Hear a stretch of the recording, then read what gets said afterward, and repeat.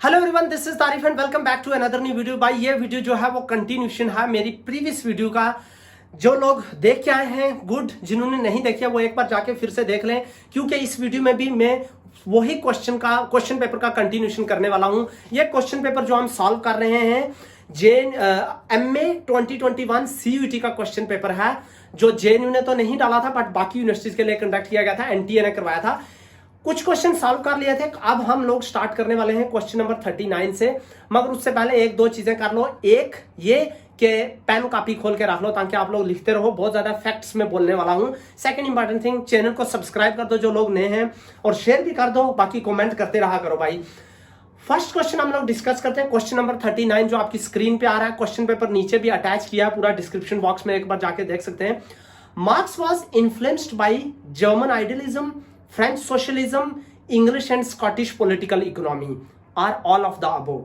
तो इसका क्या आंसर है? इसका आंसर है fourth, all of the above. अब क्यों है, खाली यहां बात खत्म नहीं हो जाती है, क्योंकि इसी के अराउंड क्वेश्चन अब आएंगे। कैसा क्वेश्चन आएगा इसके अराउंड, समझ लो। Marx was influenced by all of the above. German idealism से कैसे इन्फ्लुएंस थे? क्योंकि मार्क्स जो थे वो खुद जर्मन फिलोसफर थे, जर्मनी में ही रह रहे थे। जर्मनी में उनसे पहले कांट और हेगल थे। याद रखना, इमैनुअल कांट एक बहुत ज्यादा इंपॉर्टेंट पॉलिटिकल फिलोसफर हैं, जिन्होंने आइडियलिज्म पे लिखा है। आइडियलिज्म को एसोसिएट किया जाता है हेगल से और कांट से। तो मार्क्स इन दो लोगों से इन्फ्लुएंस थे, हेगल से भी और कांट से भी। हेगल ने आइडियलिज्म पे बोला है, कांट ने भी आइडियलिज्म पे बोला है। दूसरा कांट ने बोला है ह्यूमन डिग्निटी पे। तीसरा इमैनुअल कांट बहुत ज्यादा लिखते हैं भाई रीजन और रेशनैलिटी के बारे में। तो जब भी आप लोगों को ये क्वेश्चन आए इमैनुअल कांट का, उनको लिंक करने की कोशिश करना आइडियलिज्म से, डिग्निटी से, रीजन एंड रेशनैलिटी से। तो मार्क्स जो थे जर्मनी में इन दो फिलोसफर से इंस्पायर्ड हुए थे।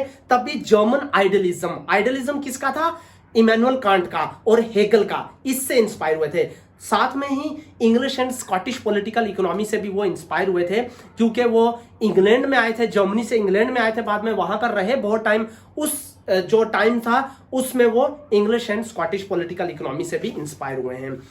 नेक्स्ट क्वेश्चन, क्वेश्चन नंबर 14 आपकी स्क्रीन पे जो आ रहा है। मार्क्स डिस्कस एलिनेशन इन, किस बुक में मार्क्स ने एलिनेशन कॉन्सेप्ट को डिस्कस किया है? इकोनॉमिक एंड फिलोसफिकल मैन्युस्क्रिप्ट में, थीसिस ऑफ फेवरबेक में किया है, 18 बुहिमेर ऑफ लुईस बोनापार्ट में किया है, या जर्मन आइडियोलॉजी में किया है? सबसे पहली बात, इसका आंसर जो है वो है first, economic and philosophical manuscript. But अब इसमें कैसा क्वेश्चन आपको आ सकता है फ्यूचर में? सपोज आपको ये नहीं आ रहा मार्क्स ने एलिनेशन किस में डिस्कस किया था, मगर आपको ये आ सकता है कि मार्क्स की इनमें से कौन कौन सी बुक्स हैं। ये सारी बुक्स जो हैं कार्ल मार्क्स की हैं, इकोनॉमिक एंड फिलोसफिकल मैन्युस्क्रिप्ट। और इसकी एक दूसरी चीज जो आती है, सीक्वेंस डालना है। कई बार आप लोग प्रीवियस ईयर पेपर में देखोगे सीक्वेंस पूछते हैं। इकोनॉमिक एंड फिलोसफिकल मैन्युस्क्रिप्ट जो है 1844 में लिखी गई थी। थीसिस ऑफ फेवरबेक जो है और जर्मन आइडियोलॉजी, ये दो बुक याद रखना, थीसिस ऑफ फेवरबेक और जर्मन आइडियोलॉजी 1845 में ये दोनों किताबें लिखी गई थी। और उसके बाद 18 बुहिमेर ऑफ लुईस बोनापार्ट जो है वो 1852 में लिखी गई थी। एक बहुत ही इंपॉर्टेंट क्वेश्चन और भी आता है जो इसी से रिलेटेड है। जैसे बहुत बार एक डेफिनेशन आती है, who said that philosophers have only interpreted the world in various ways, the point is to change it. ये चीज किसने कही थी? ये कार्ल मार्क्स ने कही थी, और इन्होंने अपनी थीसिस ऑफ फेवरबेक में ये चीज कही थी। लिख लो, philosophers have only interpreted the world in various ways, the point is to change it. ये मार्क्स ने कही है, थीसिस ऑफ फेवरबेक में कही है, जिसमें 11 पॉइंट्स और भी इंपॉर्टेंट कहे हैं, बट एक ये पॉइंट है जो बहुत कॉमन पूछा जाता है। इसलिए 3-4 चीजें, एक सीक्वेंस किताबों का याद रख लो, मार्क्स की कौन कौन सी किताबें, क्या क्या सीक्वेंस है। दूसरा, इन्होंने एलिनेशन का कॉन्सेप्ट जो है वो इकोनॉमिक एंड फिलोसफिकल मैन्युस्क्रिप्ट में दिया है। तीसरा, थीसिस ऑफ फेवरबेक में इनका 11 कोटेशन है, और उस कोटेशन में एक इंपॉर्टेंट कोटेशन जो मैंने आपको बताई उसको याद रख लो। अब एक बहुत ही इंपॉर्टेंट क्वेश्चन आ गया, question number 48। Who among the following use the term bullock capitalist? Granville Austin, Paul Brass, Myron Weiner, Rudolph and Rudolph. इसका आंसर आता है भाई रुडोल्फ एंड रुडोल्फ। क्यों किया ये रुडोल्फ एंड रुडोल्फ ने यूज कॉन्सेप्ट? याद रखना, Rudolph and Rudolph husband wife हैं दोनों, पॉलिटिकल इंडियन पॉलिटिकल इकोनॉमी के ऊपर बहुत ज्यादा उन्होंने लिखा है। और उन्होंने 1960 में ये बुल लॉ कैपिटलिस्ट का क्या मीनिंग है? बुल का आप सबको पता है क्या मतलब होता है? बुल का मतलब है बैल, ठीक है। और बुल लॉ कैपिटलिस्ट कहते हैं किसको? जिसमें बुल लॉ कहते हैं टांगे को, जो टांगा चलाते हैं ना बैल वाला, उसको कहा जाता है। अब वो ये कहते हैं कि 1960 में 1960 में जब लैंड रिफॉर्म्स हुआ, जब जिम्मेदारी सिस्टम को एबॉलिश कर दिया गया, जब ग्रीन रेवोल्यूशन भी हुआ 1960s के टाइम पर, तब वो कहते हैं बहुत सारे जो पुराने लैंडेड क्लास थी, जो जिम्मेदार थे, वो तो खत्म हो गया सिस्टम, बट एक न्यू क्लास एमर्ज हुई। एक न्यू क्लास जो कि स्मॉल मीडियम फार्मर्स थे, वो एमर्ज हुए। उनके पास, वो अलग बात है, BMW नहीं थी, मर्सिडीज नहीं थी, बट ऑडी नहीं थी, बट उनके पास बुल्स थे, बुल टांगे थे। वो बुल वाले कैपिटलिस्ट क्लास थे। वो चाहे मर्सिडीज BMW नहीं थी, बट बुल लॉग कैपिटलिस्ट, वो बुल लॉग कैपिटलिस्ट थे। वो एक न्यू क्लास इमर्ज हुई 1960 में, जिसको रुडोल्फ एंड रुडोल्फ कहते हैं। तो बुल लॉग कैपिटलिस्ट जो है, ये कॉन्सेप्ट रुडोल्फ एंड रुडोल्फ का है। मगर इसका ये मतलब नहीं है बाकी जो इसके साथ 3 ऑप्शन है उनको आप रिजेक्ट कर दोगे। वो 3 ऑप्शन में क्या है? ग्रैनुअल ऑस्टिन देखो माने जाते हैं अपनी एक बहुत फेमस बुक के लिए, the Indian constitution cornerstone of nation. बहुत कॉमन आता है इनका ये क्वेश्चन, लिख लो, the Indian constitution cornerstone of a nation. Paul Brass जो है एक बहुत ही इंपॉर्टेंट पॉलिटिकल साइंटिस्ट हैं, जो अगेन कंसीडर किए जाते हैं। एक और फिलोसोफर हैं क्रिस्टोफर जैफलेट, उनके साथ पोल ब्रॉस और क्रिस्टोफर जैफलेट। मेरा स्पेलिंग थोड़े अच्छे नहीं है ना, राइटिंग अच्छा है, तो आप लोग मैनेज कर लो। ये 2 लोग किस पे लिखते हैं? कम्युनल वायलेंस पे लिखते हैं। याद रखना, जब भी पोल ब्रॉस पे क्वेश्चन आएगा तो देखना, अगर क्वेश्चन कम्युनल वायलेंस पे है तो पोल ब्रॉस को आप लोग टिक कर सकते हो, क्योंकि क्रिस्टोफर जैफलेट और पोल ब्रॉस इंडियन पॉलिटिक्स में कम्युनल वायलेंस पे लिखते हैं, और पर्टिकुलरली इंस्टीट्यूशनलाइज्ड कम्युनल वायलेंस। जो कम्युनल वायलेंस में कैसे पुलिस और बाकी गवर्नमेंट इंस्टीट्यूशन एडमिनिस्ट्रेशन कैसे इन्वॉल्व होती है, उस चीज के ऊपर पोल ब्रॉस और क्रिस्टोफर जैफलेट लिखते हैं। मायरन विनर जो है, जो थर्ड ऑप्शन यहां पे था, वो रजनी कोठारी, जैसे आपने सुना होगा बहुत कॉमन, कांग्रेस सिस्टम के बारे में लिखते हैं, पॉलिटिकल पार्टीज के बारे में लिखते हैं। इसी तरह मायरन विनर जो है वो पॉलिटिकल पार्टीज के ऊपर ज्यादातर लिखते हैं। नेक्स्ट क्वेश्चन हम लोग देखते हैं, क्वेश्चन नंबर 53।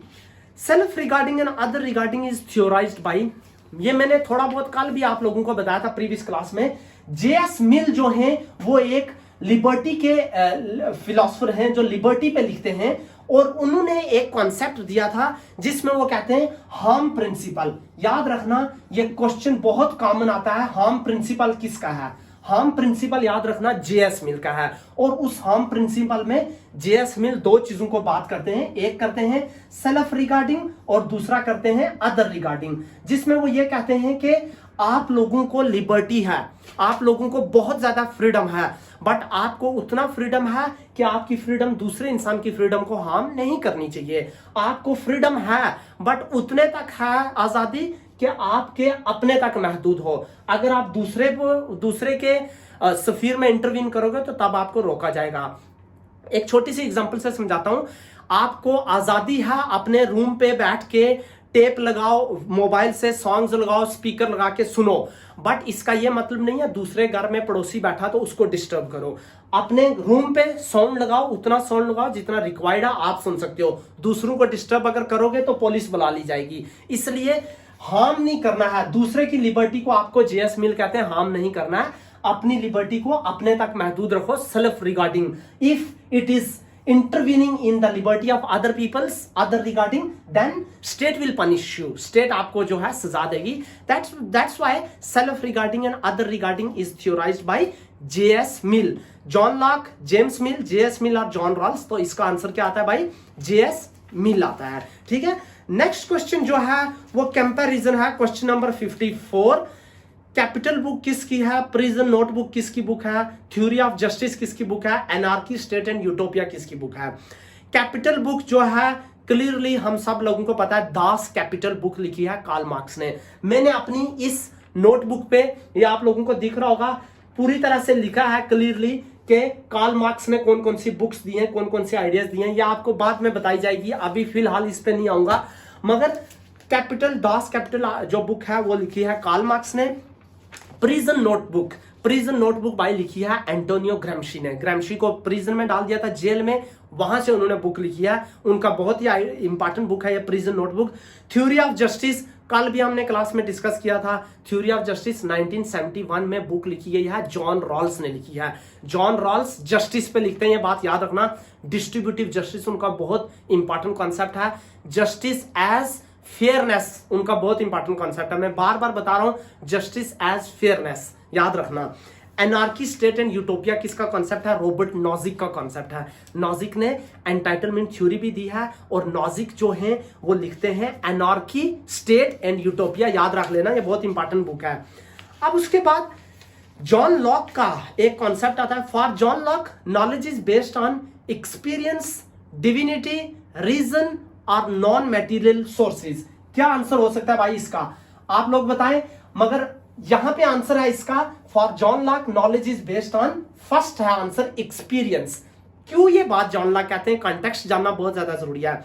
जॉन लॉक का एक और कॉन्सेप्ट है जिसको अगर आप जानोगे तो फिर आप इस क्वेश्चन को अच्छे से एक्सप्लेन कर पाओगे। वो एक कॉन्सेप्ट देते हैं टेबला रोसा का। टेबला रोसा वो कहते हैं जिसका मीनिंग हो गया ब्लैंक स्लेट, ब्लैंक स्लेट। और उसको जॉन लॉक कहते हैं कि जब ह्यूमन बीइंग बोर्न हुआ था, जब इंसान पैदा हुआ था, वो एक टेबला रोसा था, मतलब ब्लैंक स्टेट था, उसको कुछ भी नहीं पता था क्या हो रहा है, कैसे कपड़ा पहनना है, कैसे खाना है, क्या करना है, कहां जाना है, क्या चीजें खानी है, क्या दूध कैसे पीना है, कुछ भी नहीं पता था। He was like a blank state, no rationality, no reason, nothing.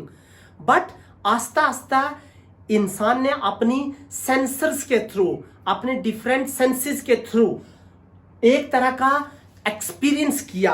Through experience उसने नॉलेज गेन किया, और थ्रू नॉलेज वो ह्यूमन बीइंग जो है मैच्योर होता गया। सो जॉन लॉक ने कहा है knowledge is based on experience. John Locke कहता है कि ह्यूमन बीइंग जब पैदा हुआ था तो टेबला रोसा था, मतलब ब्लैंक स्लेट की तरह था। बट उसने एक्सपीरियंस लिया, और थ्रू एक्सपीरियंस काम करते करते, बहुत सारी चीजों पे एक्सपेरिमेंट करते करते उसको नॉलेज आ गया। इसलिए वो कहते हैं कोई भी ह्यूमन बीइंग जो है वो बोर्न नॉलेजेबल नहीं था, वो बोर्न टेबला रोसा था, वो एक्सपीरियंस के थ्रू सारी नॉलेज लेके आया है। तो दैट इज व्हाई इस क्वेश्चन का आंसर है for John Locke knowledge is based on experience, not divinity, not reason, not material sources, but experience. Next question आ गया आप लोगों का भाई, क्वेश्चन नंबर 57। इस पेपर को खत्म करना है। The author of discourse on Livy is, ये मैंने कल भी आप लोगों को बताया था, Immanuel Kant, Machiavelli, Antonio Gramsci और थॉमस हॉब्स। देखो इसका आंसर है मैकियावेली। डिस्कोर्स ऑन लेवी जो है वो बुक लिखी है, किसने लिखी है? मैकियावेली ने। मैकियावेली ने दूसरी भी एक इंपॉर्टेंट बुक लिखी थी, द प्रिंस। याद रखना, डिस्कोर्स ऑन लेवी और द प्रिंस इंपॉर्टेंट बुक है मैकियावेली की। मगर इसके साथ जो ऊपर का है इमैनुअल कांट का आइडिया, रीजन, रैशनैलिटी, डिग्निटी और आइडियलिज्म को मत भूलना। एंटोनियो ग्रैम्शी का जो है वो प्रिजन नोटबुक को मत भूलना। थॉमस हॉब्स जो है उनका स्टेट ऑफ नेचर और लेविथिन बुक को मत भूलना। तो इसलिए इसका तो आंसर आ गया मैकियावेली, बट इसके साथ जो ऑब्जेक्टिव है उनके आंसर को भी आप लोगों को याद रखना जरूरी है। नेक्स्ट क्वेश्चन देखते हैं, question number 58। Who among the following thinker is a defender of individual freedom? याद रखना फ्रीडम के बारे में यहां ऑब्जेक्टिव है थॉमस हॉब्स, मैकियावेली, जेएस मिल और all of the above. Thomas Hobbes तो मैंने आपको बताया स्टेट ऑफ नेचर और स्टेट के बारे में बात करता है।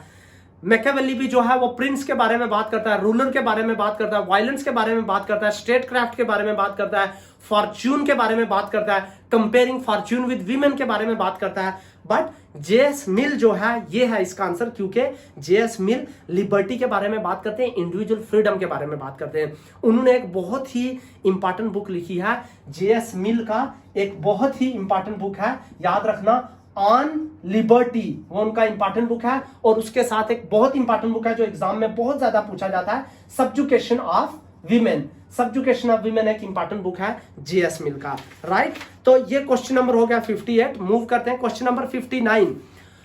Who is the author of essay concerning human understanding? Concerning human understanding किसका एसे है? इमैनुअल कांट का है, जॉन लॉक का है, ग्रैम्शी का है, या जॉन रॉल्स का है?